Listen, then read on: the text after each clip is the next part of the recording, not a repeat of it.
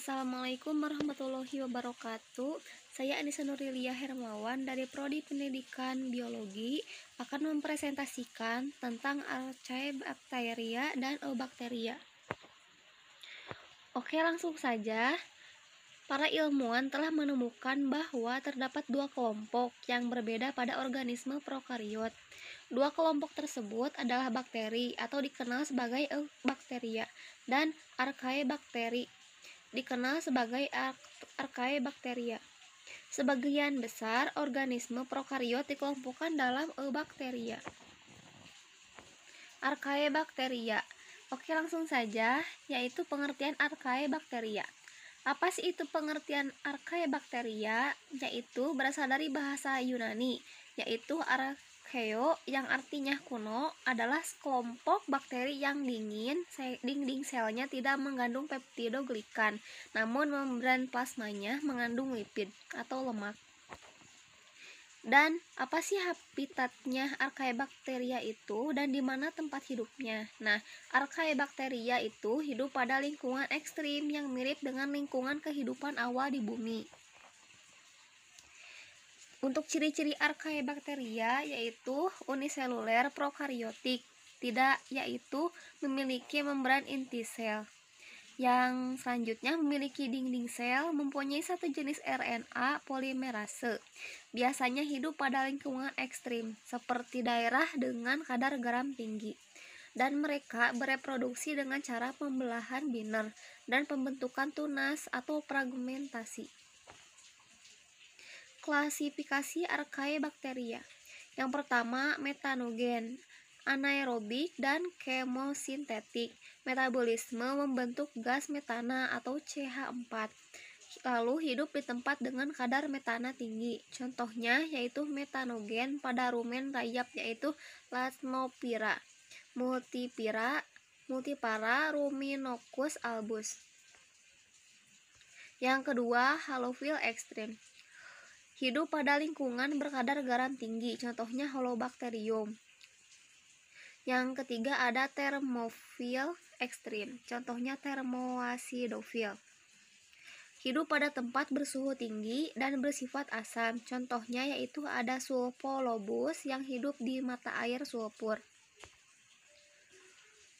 Peran Archaebacteria yaitu ada peran menguntungkan dan peran merugikan. Yang pertama ada peran menguntungkan, yaitu berperan dalam proses pembusukan sampah dan kotoran hewan sehingga menghasilkan energi alternatif metana berupa biogas. Contohnya yaitu bakteri Methanobacterium. Dan ada pula yang merugikan. Contohnya yaitu penyebab kerusakan makanan yang diawetkan dengan garam.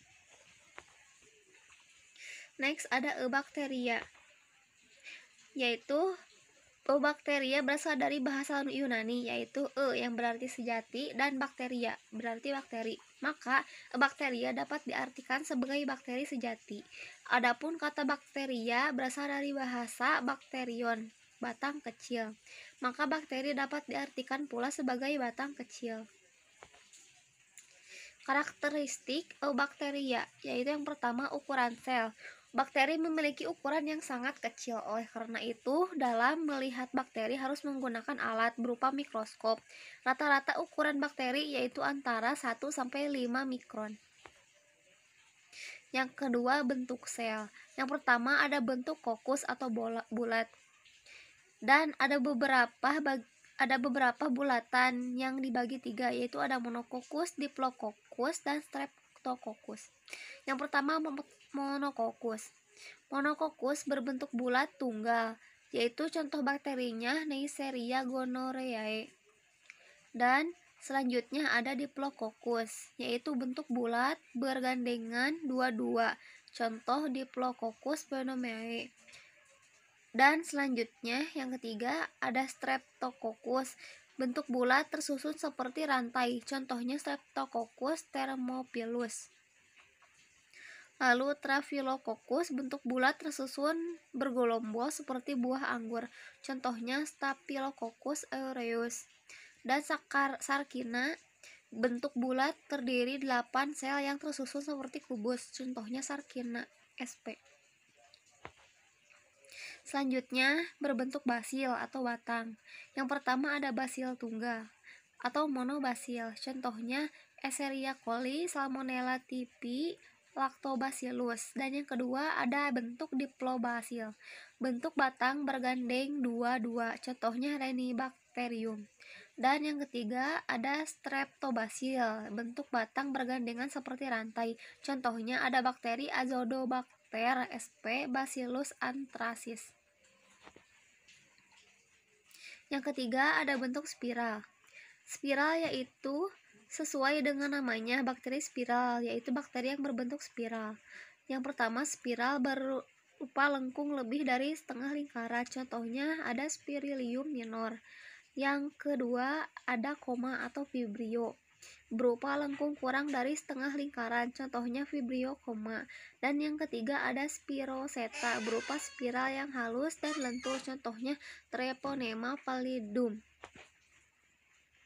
Lalu ada struktur sel. Bagian-bagian struktur bakteri. Yang pertama ribosom, berfungsi pada sintesis protein, tersusun dari protein RNA. Kromosom, terdapat DNA di dalamnya, dan DNA sebagai pembawaan sifat. Dan selanjutnya ada plasmid, terdapat DNA yang berada di luar kromosom. Dan yang selanjutnya ada filus, untuk menempelkan tubuh bakteri dengan sumber makanan sebagai alat penyerap makanan. Dapat Anda lihat di pinggir merupakan gambar bagian-bagian pada bakteri. Ada ribosom, dinding sel, kromosom, DNA, plasmid, filus, dan flagellum. Ada yang terlewat bahwa flagellum yang bagian bawah itu merupakan alat gerak untuk bakteri dan merupakan ekor. Selanjutnya ada dinding sel sebagai pelindung dan memberi bentuk bakteri yang tersusun dari peptidoglikan. Bakteri dibagi menjadi bakteri gram positif, memiliki peptidoglikan yang tebal, berwarna hijau, ungu jika diberi warna gram. Contohnya ada Neisseria gonorrhoeae. Dan selanjutnya ada bakteri gram negatif, memiliki peptidoglikan tipis, berwarna merah atau merah muda jika diberi pewarna gram. Contohnya ada bakteri Propionibacterium acnes dan Streptococcus mutans dan Escherichia coli. Selanjutnya, flagellum sebagai alat gerak pada bakteri. Berdasarkan jenis bakteri, flagella terdiri dari motrik, bakteri yang memiliki satu flagel pada salah satu ujung selnya, dan lopotrik, bakteri yang memiliki benda flagella di salah satu ujung selnya. Amfitrik, bakteri yang memiliki kedua flagella yang terletak di kedua ujung selnya. Dan peritrik, bakteri yang memiliki banyak flagella di seluruh permukaan tubuhnya. Penggolongan Eubacteria. Berdasarkan cara memperoleh makanan, bakteri dapat dibagi menjadi dua, yaitu heterotrop, yaitu bakteri yang tidak bisa membuat makanannya sendiri, dan autotrop, ialah bakteri yang dapat menghasilkan makanannya sendiri. Dan berdasarkan kebutuhan oksigen, bakteri dapat digolongkan menjadi dua, yaitu aerob, yaitu bakteri yang membutuhkan oksigen untuk memperoleh energi. Contohnya bakteri Nitrobacter. Anaerob, yaitu bakteri yang tidak membutuhkan oksigen untuk memperoleh energi. Contohnya Lactobacillus bulgaricus. Next, selanjutnya ada cara reproduksi Eubacteria.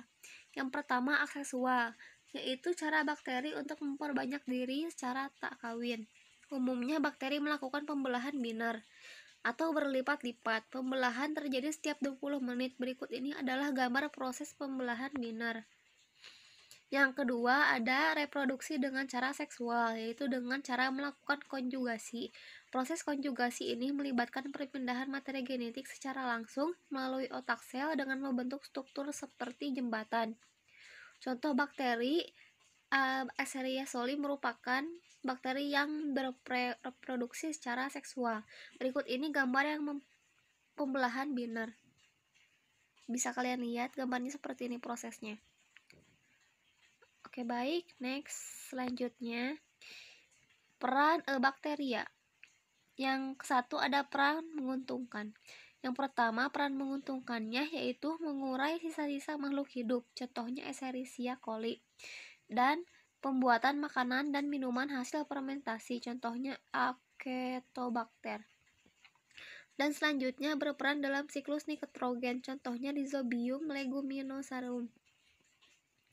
Dan selanjutnya penyuburan tanah, contohnya Nitrosococcus. Penghasil antibiotik, contohnya Bacillus sp. Dan penelitian rekayasa genetika, pembuatan zat kimia, contohnya Clostridium acetobotulicum. Dan ada pula dampak merugikannya, yaitu pembusukan makanan, contohnya Clostridium botulinum, dan menyebabkan penyakit pada manusia, contohnya Mycobacterium tuberculosis, atau penyebab penyakit TBC. Yang selanjutnya penyebab penyakit pada hewan, contohnya Bacillus anthracis. Penyebab penyakit tanaman budidaya, contohnya Pseudomonas solanacearum. Sekian presentasi dari saya, mohon maaf bila ada kesalahan. Wabillahi taufik wal hidayah. Wassalamualaikum warahmatullahi wabarakatuh.